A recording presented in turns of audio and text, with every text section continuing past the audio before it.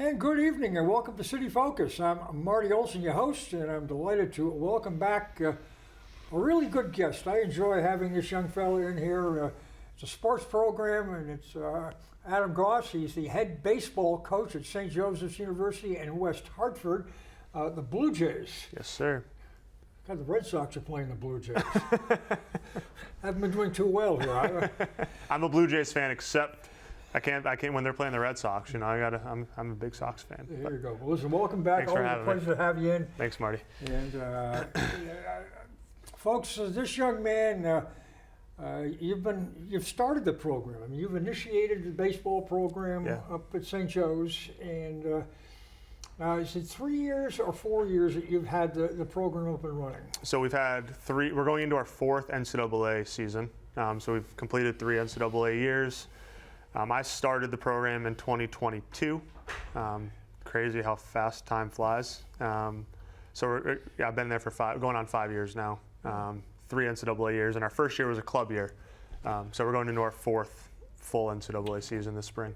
Because when I was checking your website, that didn't mesh. It wasn't explained. Yep.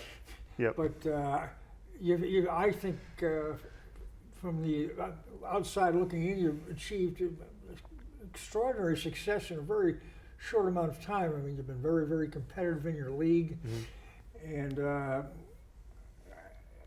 think you bring an element of excitement. I mean, last year I think you came in tied for second to Mitchell College locally here in London. Yep. So you're competing for the best in the league. Try to get into the NCAA tournament. Yeah, that's been the goal from the start. That was my vision. Was trying to get, obviously starting out a program from scratch. You literally start at the ground level and you have to work all the way up. And the vision has been from the start of those first days early on was to build this thing into a winner as fast as we possibly could. So I'm happy that we've the way I put it is we've built a strong foundation, and we haven't accomplished our goal this year. We've gotten it better every year from a wins total. This year, going from the 4 seed previous to this year, we were the 2 seed, and we were able to host our half of the conference tournament for the first time in program history. But we have to get that monkey off of our back and winning a conference championship. But again, I'm proud of the foundation we've built. We just got to keep building. Now, reviewing the roster, I'm assuming that this is last year's roster.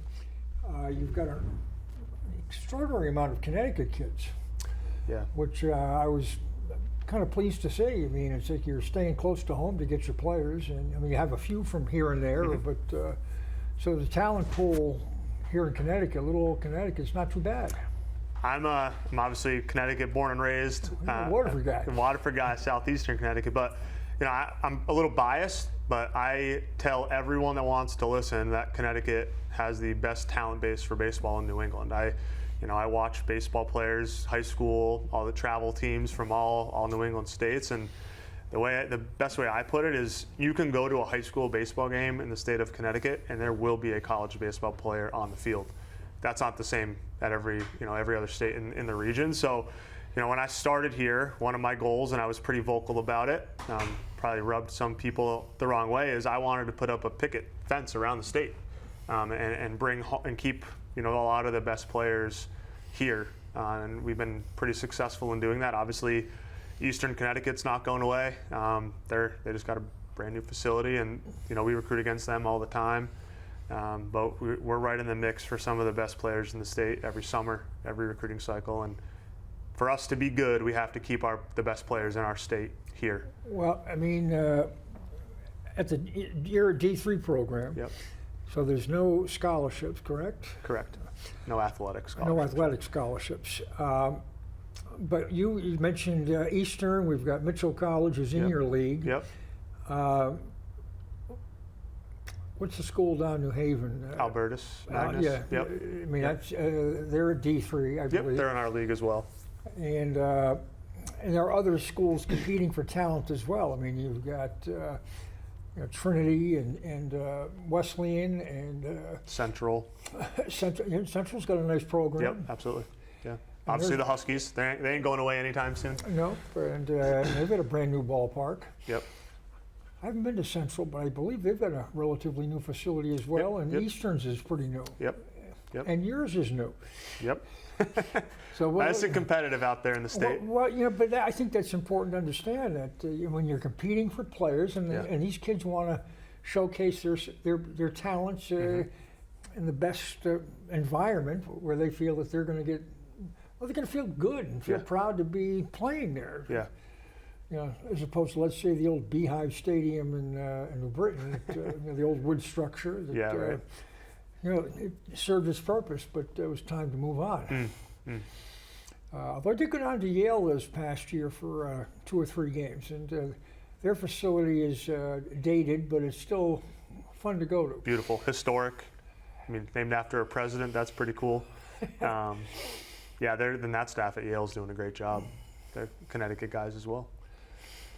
And this summer, I've actually, with some buddies of mine, have gone to Norwich to see the Sea Unicorns, as well as Fitch to watch the Schooners, which is college players. Have any of your kids played in either of those teams or in either of those leagues? Yeah, so at the start of the summer, recent graduate, he's going on for his 5th year. He's playing at Southern Connecticut State. But he was a 4-year starter for us. Dom Scalia from North Branford. He was on the Sea Unicorns. We've had a ton of guys in the Futures League, in the same league as the Unicorns. Last summer, Jack Cushman, one of our catchers, was with the Unicorns. We've had guys with the Bees up in Westfield. So we've had guys all over that league. NECBL, that's a notch above. The way I always put it, it's like the Cape Cod League is obviously in a league of its own per se. Then you have the NECBL and the Futures League. We've had guys in both of those leagues, NECBL and Futures. So the league that plays at Fitch, that's a cut above the one playing in Norwich? Is that rough? Yeah. I guess you could say that. Slips, 1A, 1B type of situation. But yeah, the NECBL it's really good baseball, and you're competing against kids from, SEC, UConn. Big time programs, and they come back, and it's a different animal. So that's the best way to get better, is to play against the best competition. And those 2 leagues, we're lucky in New England. I mean, obviously the Cape League, like I said, but we have some of the best summer baseball leagues in the country.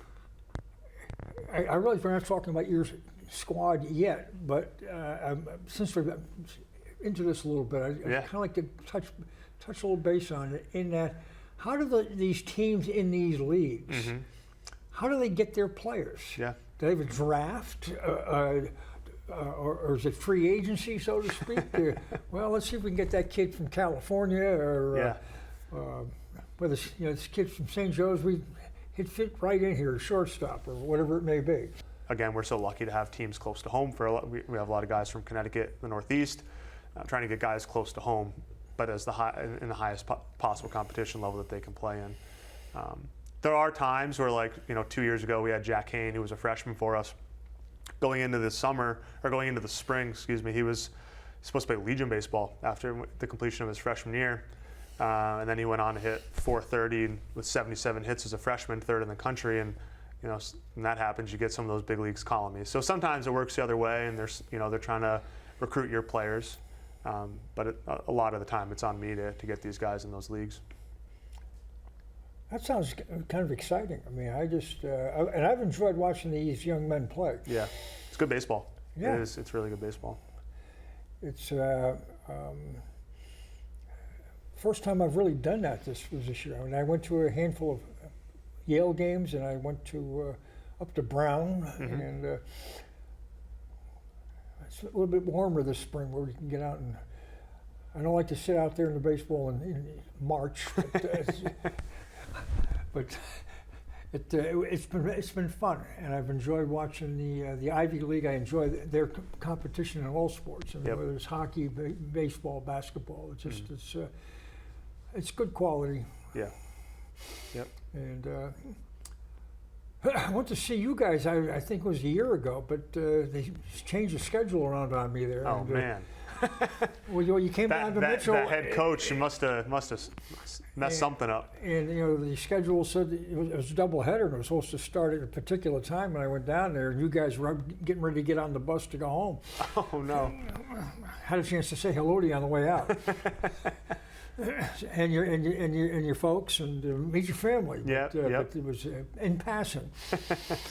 Well, we'll make sure we communicate any schedule changes directly to you moving forward for you. That was. And I guess this year you should be coming down to New London. Yes, that is correct. Yeah. Do you have a fall ball, or is there a schedule for that, or is that when will that get posted? I don't. Yep. So at the Division III level, we're allowed 24 practice dates. This is across the board. Mitchell, everyone at the Division III level. But of those 24 practice dates, you can only play another team one day. And it could be a doubleheader.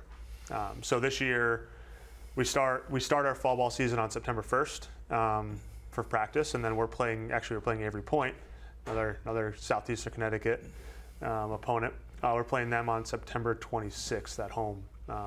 We play them every year. Have a really good relationship with Coach Beausoleil over there. Obviously does a great job, and it's good for us because they're a great program, and we can compete against a great program. But also on the backside, doing a little bit of recruiting too, because obviously it's a junior college, and those guys are looking for a 4-year. So we're able to recruit some of their guys too. So yeah, that's kind of how that works. So we go September 1st to mid-October. We practice 4 days a week and play the pointers, and when that ends, we get the guys in the weight room 5 days a week. So. Okay. Let's see now. You're in the GNAC, which is the Greater Northeast Athletic Conference. Great. So, and it's a pretty large conference there. You've got 11 or 12 schools. 11, and there's some long road trips mixed in there too. We got the St. Joe's, Maine, up in Standish. It's about a 4.5 hour commute for us. Is that a commute? Do you go up and back, or do you stay over? We're lucky. The conference office. So there's St. Joe's, Maine, and Standish, and then Norwich, Vermont, Norwich University up there. Too. Another 4.5, 5 hour drive. We go every other year. So like this year, it's our year to go to Vermont. We're going to Norwich this year, but Maine will come to us. We're also lucky that the last 2 years that we went to Maine and Vermont, we've played in Boston the day before. So we'll play, like this year it was LaSalle on Saturday, and then we get in the bus after that doubleheader, and we drove up to Standish and stayed over that night. And then played them, and then came back Sunday night. So we try to break it up. We're lucky from a funding standpoint. We're well taken care of, so we're able to do that sort of thing. Obviously, that'd be a long day to drive up and back and play 16 innings in between 2 5-hour drives. So we try to break it up as much as we can, and then the rest of the league generally is 2.5 hours at most. Obviously, Mitchell's, about an hour. Same thing with Albertus Magnus. So everything's pretty day trip, other than those two big rides. Yeah, no, Salvi's not in your league, are they? They are not. They are in the NUMAC, or like Babson, Wheaton, schools like that. Okay. They had a pretty good squad, I think, last year. Yeah, they've done a great job. Coach Sorella over there, I've known him very well. That's a story for another day, but Coach Sorella was actually the first one ever to hire me in college baseball. Really? Ended up jumping ship before I started there, but that's a story for another day. But yeah, he does a great job. I mean, they were number 3 team in the country, Endicott, another Northeast program. Did they get to the championship game? They were like 3 outs away from a national championship this year. So Northeast baseball is no joke. Division III baseball as a whole we could talk for, I don't know how much time you got here, about the state of NCAA athletics. Yeah, we'll have you back. I mean, yeah. I enjoy having you come down. You don't mind the drive. We'll save it for you. Yeah, right. It's getting so competitive. I mean, the 5 and 5, the transfer portal, the trickle down. Division III baseball it's no joke. I mean, we have 2 guys from our program this year, 2 graduate students. I mentioned Dom Scalia, who's going to Southern for his 5th year. Our starting shortstop, the last 4 years, he was a 2-time All-Region player. I was actually texting him today. He's going to William and Mary for his 5th year. A good chance he'll be their starting shortstop. And then our best pitcher, he's a pitcher in the league this past year, he's going to Monmouth on a full scholarship. So Division III baseball is really competitive, and I mean, Salve and Endicott are 2 prime examples of that. They've had a lot of recent success. So, yeah. Well, how would you assess your own conference? I mean, top to bottom. I mean, you and Mitchell are both relatively new schools in this league, and I haven't studied it that carefully, but I know in different sports, different programs have different levels of success. I know the basketball program at your school under Glenn Miller has achieved a high level of success in the league. Also, I think Coach Calhoun helped get that. I'd say so. Catapulted. Pretty good name there. out of the gate. Yep. And so they were able to recruit some big talent, I think, immediately. Yep. So, although I must say, because I do go to Mitchell games, I enjoy watching Mitchell Conn College and Coast Guard here locally, and baseball and basketball. And Todd Peretz, his basketball program at Mitchell, the first time they played you guys, I mean, they got hammered. I mean, it was bad. But they've closed the gap, and I'm not sure if it's Mitchell's gotten a lot better or Town's leveling out. But it was a semi-competitive game. I mean, and I'm not sure if you have those differences in the baseball programs as well. With the bottom, schools at the bottom of the conference are having a more difficult time.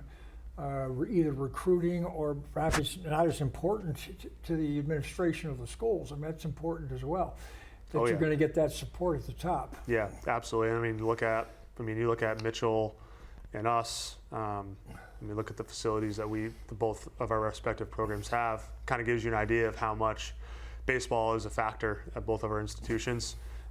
St. Joe's Maine's another great program. Coach Sanborn up there does a great job, and they have a beautiful facility. So a lot of times, talking to recruits out there, you can step on a field and know right away how important that program is to that institution.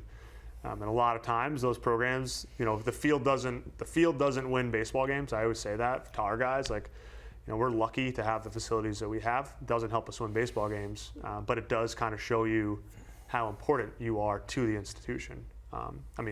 We didn't even exist yet, and they dropped $3.7 million on a facility for us, essentially. I mean, we were in the building stages and building our program up, and they built our facility for us. So it's a good league overall.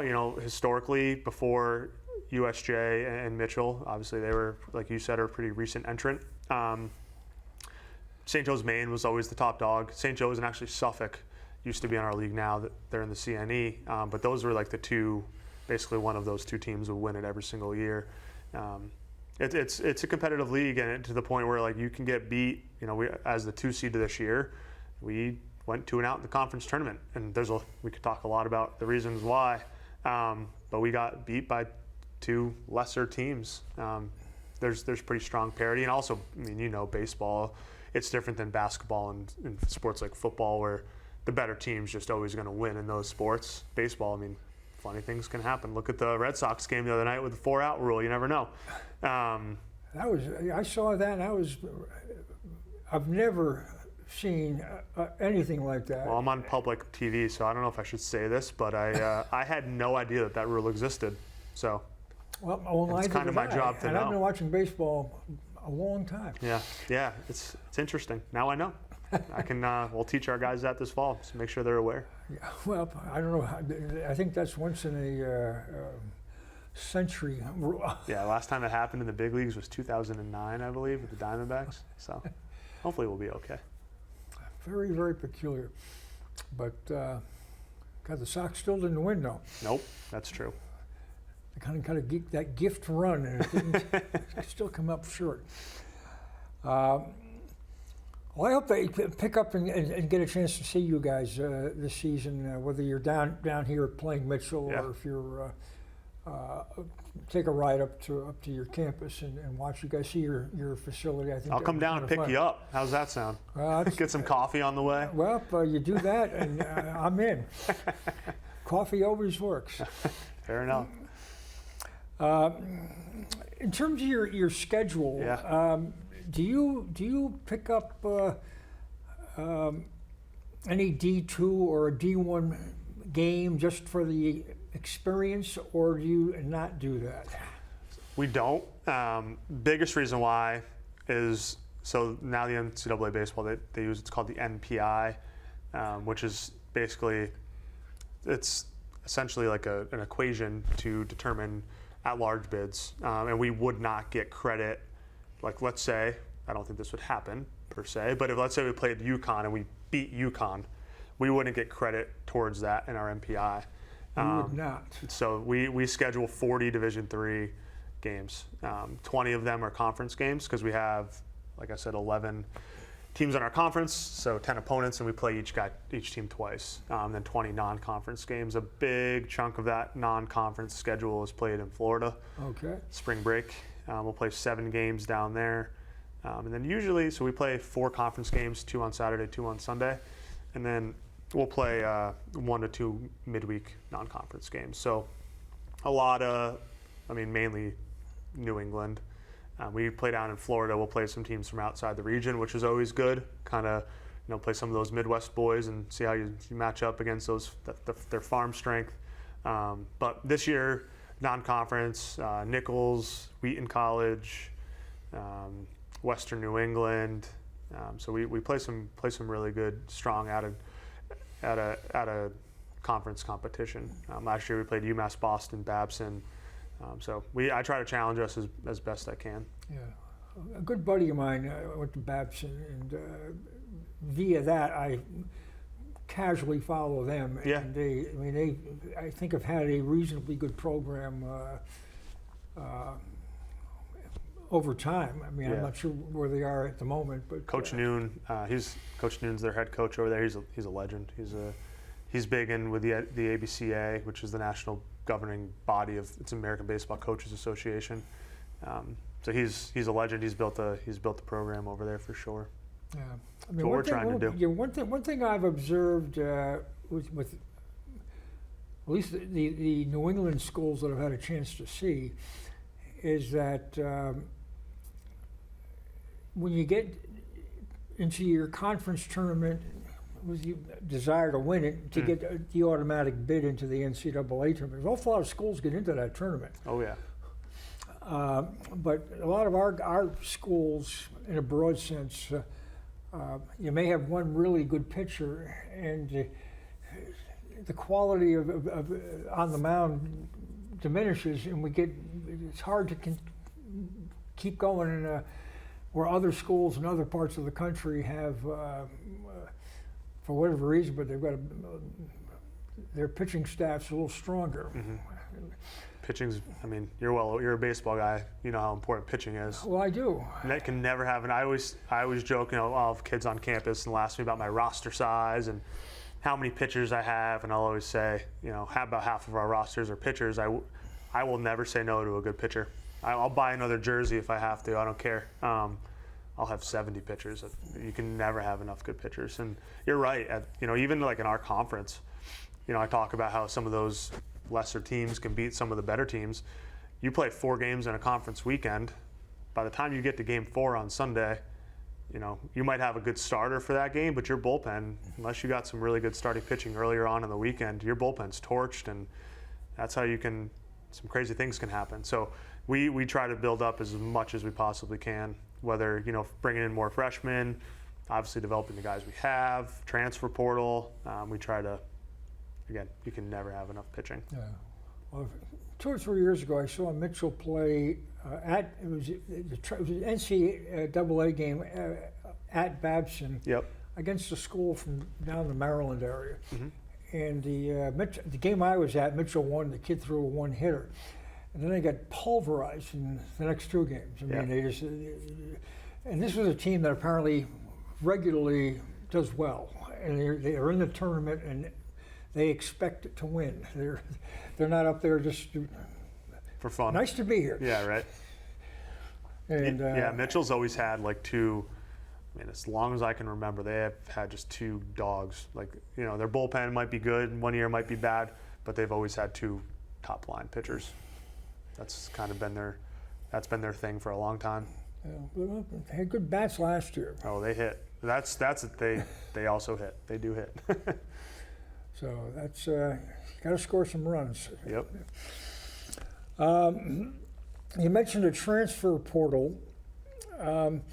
How at the D3 level, how active is that with players going out and players coming in? Very. It's only getting more and more common. So I mentioned we didn't lose. I mean, they graduated, and I wasn't really planning on having them back because they were graduating. We didn't have their program. So 3 guys that graduated are going on to play at other schools via the portal for their 5th year. Those are the 3 guys that we lost. Our best player went out and tested the waters, decided to come back. So we don't really lose a lot. And for me, I'm really proud. You know, some coaches might have differing opinions, but when, you know, I can sit here and tell a family like, hey, your son plays shortstop, look at our shortstop. We just, you know, helped him. He did it. He was the one that got better, but we helped him. We gave him the tools to turn into he was going to play at William & Mary. So it's a good look for our program. But we tend to retain our guys very well. On the receiving end, I mean, I kind of hinted at it earlier, the trickle down, right? So you have guys now with the 5 and 5 at the Division I level. You add on top of that the roster size limits. Roster spots at the Division I levels being very, very hard to come by. So when those guys, you know, cuts are made, you know, they jump in the portal, or not just necessarily cuts, but guys just aren't playing at all levels. They obviously look for another opportunity, and you know, we have a lot to offer. Obviously, the facility, academically, we're in a good school, and West Hartford's a beautiful area, so we're able to bring in some really good talent. This year we have a couple Division I guys, really good, strong Division II player from Southern New Hampshire. So the foundation of our program will always be young talent, like young high school guys. But you know, you always say you can't beat them, join them, right? So if everybody else is doing it, and you can't let it become a competitive advantage not to bring in transfers. So we use it as a way to backfill our roster and bring in some more experienced talent, because we're trying to build every year I want to look back, and I know we're going to have hiccups along the way. I'm going to be here for a long time, but every year I want to look back and say, like, hey, we got better this year. Like, our program has advanced forward, and you know, bringing in some experienced guys is a good way to do it. Do you get guys that perhaps have been recruited by a D1 school, whether it be a UConn or whatever? Yeah. And the player could go there and perhaps not play, Mm-hmm. or they can come to you Mm-hmm. and either just play and play there, or come there to play and develop over a year or two with the objective to get back to the D1 school. Happens all the time. Actually, funny you say that. I had a kid on campus today. He's going into his high school senior year. Top-notch talent. Like, probably, you know, 5-6 years ago, a no doubt Division I baseball player. And exactly to your point, he wants to go somewhere where he can play. He could probably go to a mid-major Division I and maybe play, maybe not. But he wants to go somewhere where he can play and develop.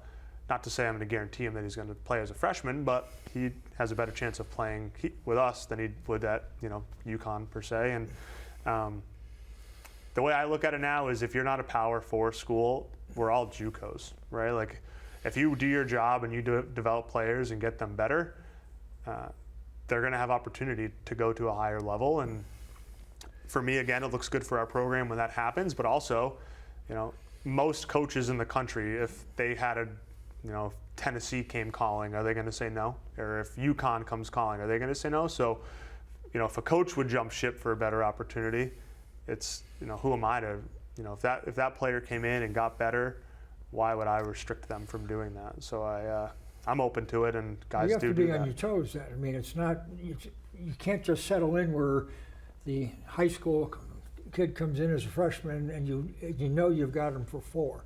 Yep. Where you may not have him for 4. You may have him for 1, 2, or 3. Or yep.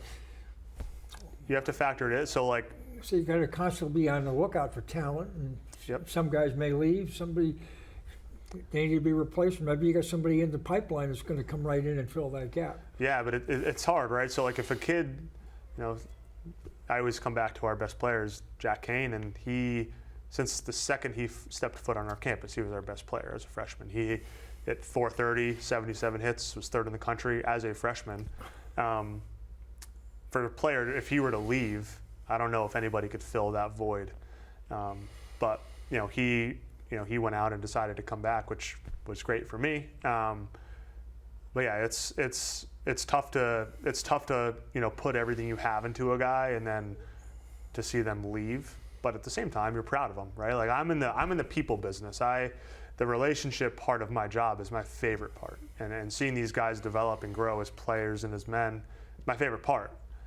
So part of you is sad, part of you is selfish, right? Like you want to win, and that player leaving helps you win. But at the same time, if you're gonna tell them how important they are to you as a human, you can't not be excited for them. So it gives and it takes. Well, like I say, I mean, it's becoming a young man's business with what you're doing, because I would think that, I don't know, maybe equating it with basketball is not fair, but I have a feeling that with the transfer portal at the D1 basketball, it's just, I think some of the more mature coaches have stepped out. I think of the guy at Villanova there, right? I mean, I don't think he's ever said anything publicly, but I mean, do I need this anymore? Yeah. Where you come in, and this is the way it is. Yeah.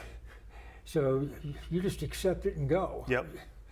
Because the rules have changed. Got to play the game as the game's being played, and I mean the NCAA changes the rules. I mean this summer they've 5-5 at the Division I level. Now the Division II level. Is it going to happen at the Division III level? We don't know. So it's always evolving. But it's like keeps you on your toes, like you said. It gives you some energy. You just got to work hard and try to cover all your bases. Try to see around corners. But at the end of the day, it goes back to one of my core beliefs. Like if you do things the right way, and you try to build your program the right way and believe in people, everything will work out. I've always believed that. I learned that from my college coach who.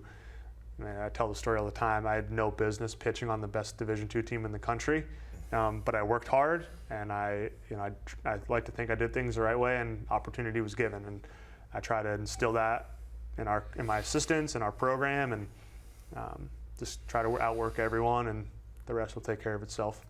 Now you mentioned assistants. Now, as I'm reviewing your website.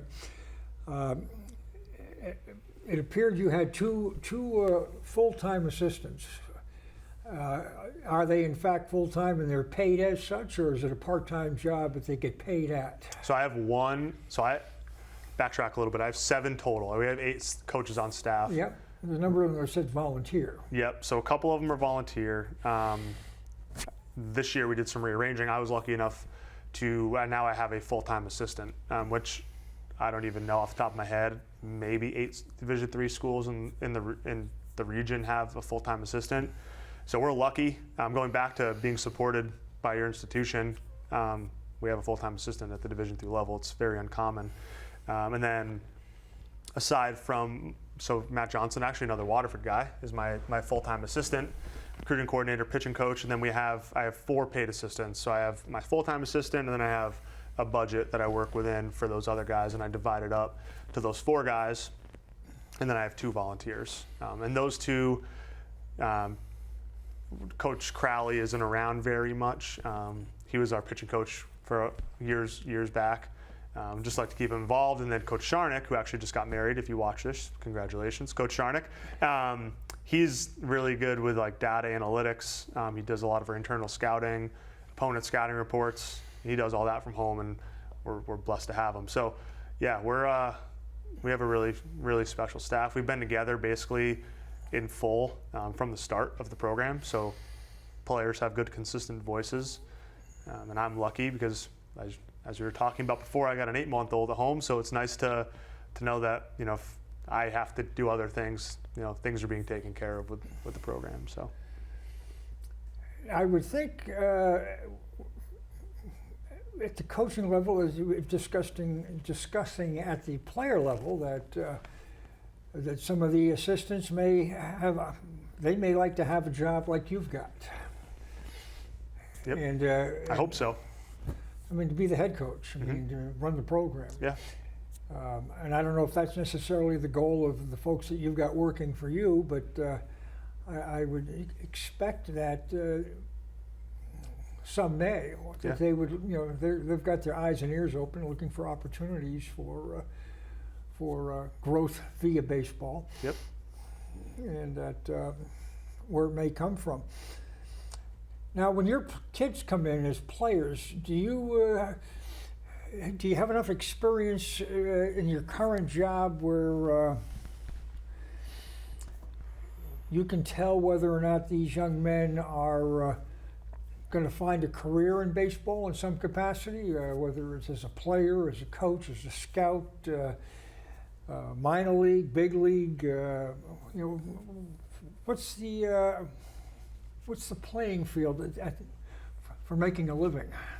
Yeah, I mean, we kind of, again, backtrack. We work really hard at it. So to be in our program, you have to love the game of baseball. So I'm constantly surrounded by these guys that are obsessed with the game, and that's, you know, we fill their schedules with baseball. It's school and it's baseball in our program, with some but very little time for anything else. So guys are pretty, you know, upfront with me, like, hey, like, I'd love to, you know, we have, you know, a guy that I was at Nichols before I got the job at USJ, and I was able to get one of my recent graduates over there for a graduate assistant coaching job. Working with one of my guys right now who's in his senior year. He wants to stay in it. So they know, obviously, I'm a younger head coach, and so I've kind of gone through the whole pipeline pretty recently. And they know I kind of know the landscape a little bit. And we all know each other, like all college coaches know each other. So guys that want to stay in the industry, like you said, whether it be pro, college, I try to help them as best I can. Now, obviously, it's tough to get into the professional baseball realm, but you know, we're lucky too. Another thing that we have is we have a really good relationship with the Yard Goats. So internship, we have one of our guys interning over there right now with the Hartford Yard Goats. He's been there all summer. So obviously he's not on the coaching side, but he's on the, you know, baseball operations side.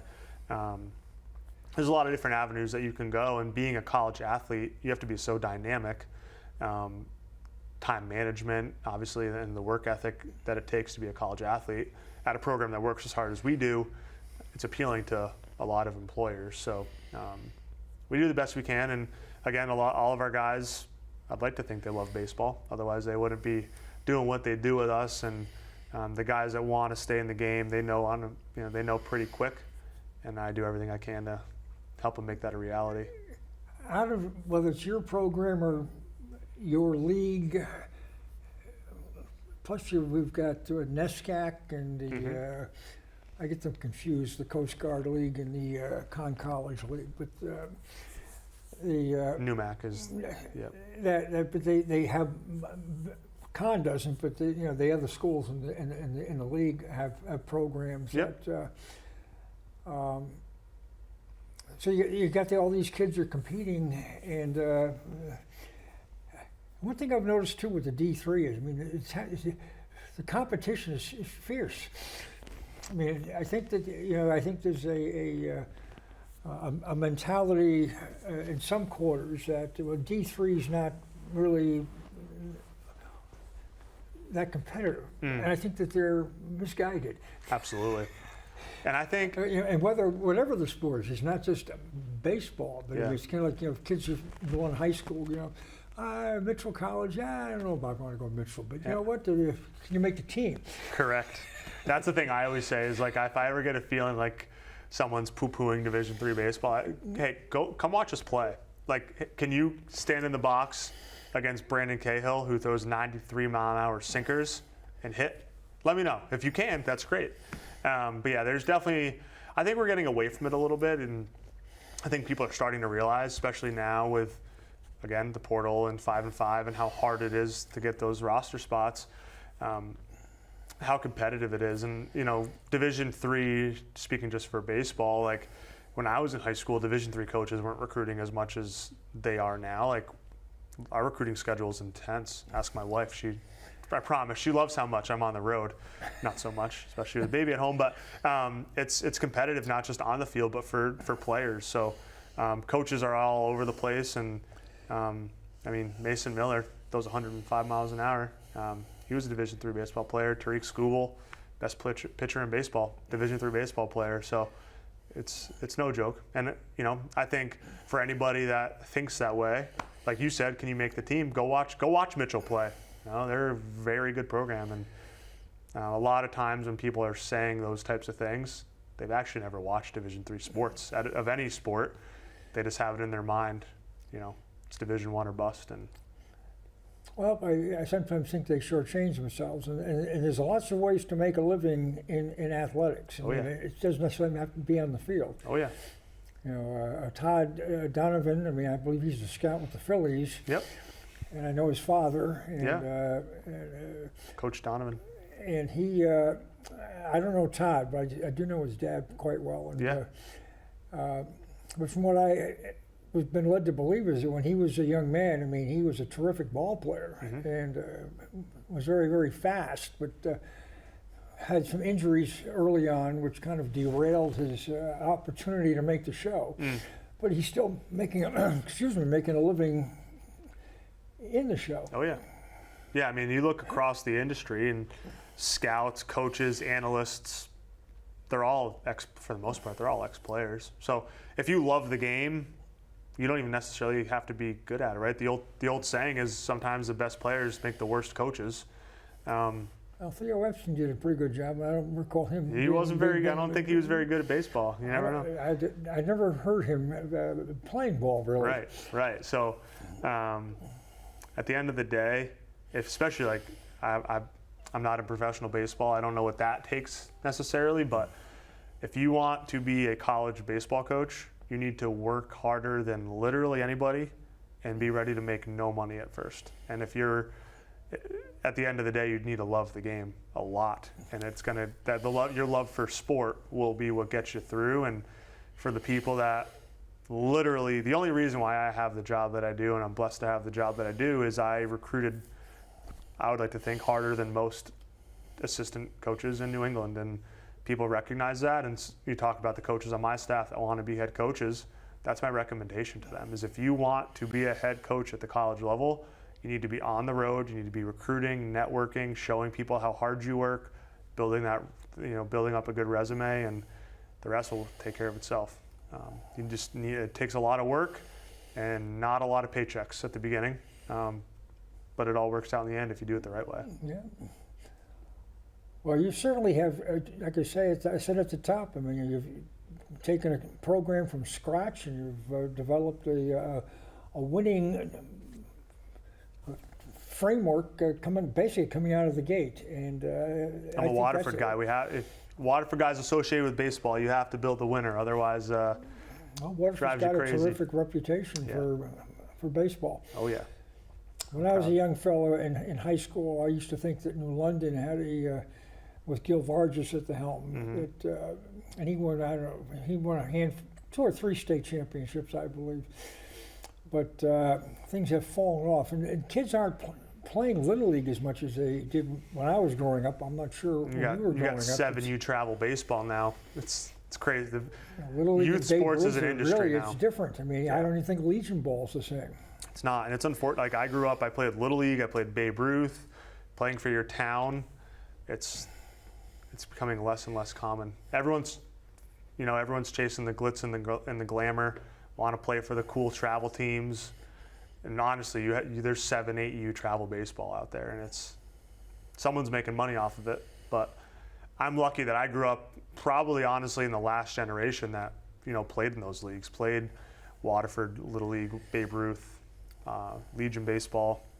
We recruit Legion, like it's still alive and well. Like there's RCP is one of the really strong Legion program. Obviously Waterford, but now Waterford's drawing from Groton, New London, East Lyme, because those programs have folded. So It's And unfortunate. it's amazing. I mean, Jimmy O'Neill had a long time was the Legion coach in London. Yeah. He had a terrific program. Used to be unbelievable. Even when I was, there's still, when I was started out playing Legion baseball, New London, East Lyme, they all still had, you have that rivalry during the high school season, and then it continues right on through the summer, and I guess you could say it ain't what it used to be. I guess I'm getting old, Marty. Don't rush. Don't rush. Enjoy your babies. That's you'll be time will fly. You'll go, how'd that happen there? So I've been told. Boy,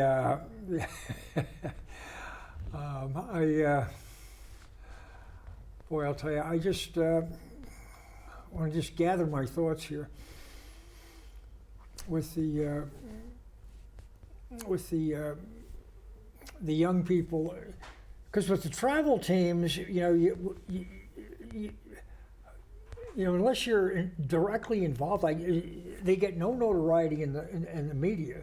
Yeah. So I mean, unless you've got a kid playing or Yeah. you're following a kid, you don't even know that they exist. Mm. I mean, I'm a sports fan. I follow sports, and I don't know a local travel team where they're going or if anybody comes here. Mm. It's hard enough to even get information on the local colleges, never mind Correct, yeah. underground travel teams, so to Yep. speak. Yeah.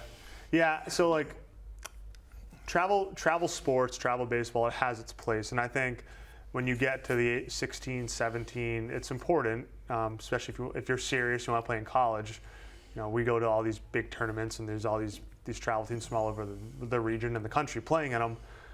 But when you're 8 years old, play for your town. Like I promise you, my wife would not be happy if I told her I was going to watch an 8U travel baseball game, right? Like, I'm not going to watch you. Go play for your town. Have fun, play with your friends, and obviously, I think a lot of times people are just trying to rush. You just told me to slow down, right? I think a lot of times people are excited for the next thing, and they want to play for the cool team. And when you're that age, play for your town, and then when it comes time to get in front of college coaches, you can play for those travel programs, and you'll get seen. But the youth sport industry, we could do another hour just on that. And Well, I mean, it's with baseball in particular, I mean, and I'm an old man now, but I mean, going back to the 1960s, I mean, New London, we had 2 leagues with 7 or 8 teams in each league, 15 kids on a team, and each league had a minor league, and they had 15 kids on the teams. I mean, there's a lot of kids playing baseball. Yep. Now there's one league, I'm not sure if they've got 4 or 5 teams. Right. And I'm not sure if there is a minor league. Right. I mean, it's shrunk, and Babe Ruth is down to like 2 or 3 teams in New London, and they have to go to other towns to get games. They can't. Yep. There's not enough teams to have a league really. It's even to the point now where travel baseball has expanded so much that it used to be. I started coaching 8 years ago now, 2018. So 8 years ago, you'd go and you'd watch, the same 12 to 15 travel programs in the summer, and you were good. Like, as long as you saw those teams, you saw really the players that you needed to see for the summer. Now, I mean, there's some tournaments you're watching, like maybe 1 or 2 good players on a team, because there's been so many new startup travel programs. So not even at the youth level or the town level are these roster numbers low, and the league team numbers are low. It's even to the point now where there's so many travel teams that, from a college coach's perspective, to find the best players, you have to sift through so many different programs. And this team, this program has 7 teams, and this one has, this is their A team and their B team and their C team, and it's. Now, have prep schools gotten involved with this as well? I mean, in basketball, I think there's a level of kids go prep. Yep. And is that infiltrated baseball as well, where kids are leaving their hometown high schools for prep schools to get allegedly better competition? Yeah, you have like Cheshire Academy. There's like that whole league, and then even up into Maine, there's like Bridgeton Academy. I wouldn't say it's common, but it does happen, especially now with kids want to reclass or post-grad. If you're a 16-year-old senior in high school, or you really should be a junior just because your birthday lines up, those guys will go to those post-grad schools. I wouldn't say it's becoming less or more common than it has in years past, but it's a thing. And we have a 2027 grad from Cheshire Academy committed to us right now. But once you get to the high school level, I always say I love watching high school baseball. It's the most competitive environment for us to watch these guys play in. That's the best recruiting tool for us, is to watch, whether it be a public high school and a 4-year high school, or some of these post-grad leagues. There's good baseball. What do you look for in a high school kid? Are you looking for skills? Or are you looking for hustle? Are you looking for, what's the thing that's going to get the coach's eye? Might be a bad answer for TV, but all of the above, everything, right? Like, the first thing that I'm looking, like, there's a certain physicality that I look for, and it honestly is like position specific. Like, I like athletes up the middle, I like strong guys in the corner, pitchers that are tall, lanky, projectable, catchers that are athletic. I've been doing it, and there's a lot of coaches in the country that have been doing it for longer than me, but this is going to be my 10th recruiting class that I've built. So at this point, I have a pretty good idea of what I look for. A lot of times I can look at you and know, like, right away if that's, I'm going to have interest in you. And then from there, we're looking, how you handle yourself, how you interact with your teammates. Obviously, I'm trying to win, so I'm trying to recruit good players.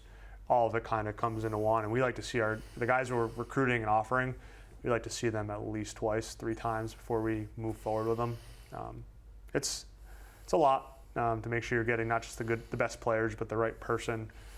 I spend more time with these guys than I do my family during the season. So I want to make sure I'm having good people, good students, obviously good baseball players We involved. didn't hardly touch on academics tonight, and that's why people are going to college.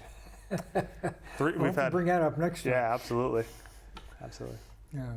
It's amazing. We have carved out our allotted time. I think he's actually given us a couple of extra minutes. So, nice. But Coach, I want to thank you for coming down, and I hope that some of your family had a chance to watch us tonight here. Hopefully, we'll see. Give us a report on our program here. I love it. And thank you very much, and we'll have you back. And hopefully next time, I'm wearing a ring next. Hopefully, I'm wearing a conference championship ring next time I'm here. I have to say that Mitchell's I went to Mitchell. Fair enough. But I like to see our local guys do well too. That's why I think it's important. I appreciate it. Thank you very much, and we'll have you again soon. Thank you. Folks, we'll see you again next week on City Focus. Thank you very much, and good night.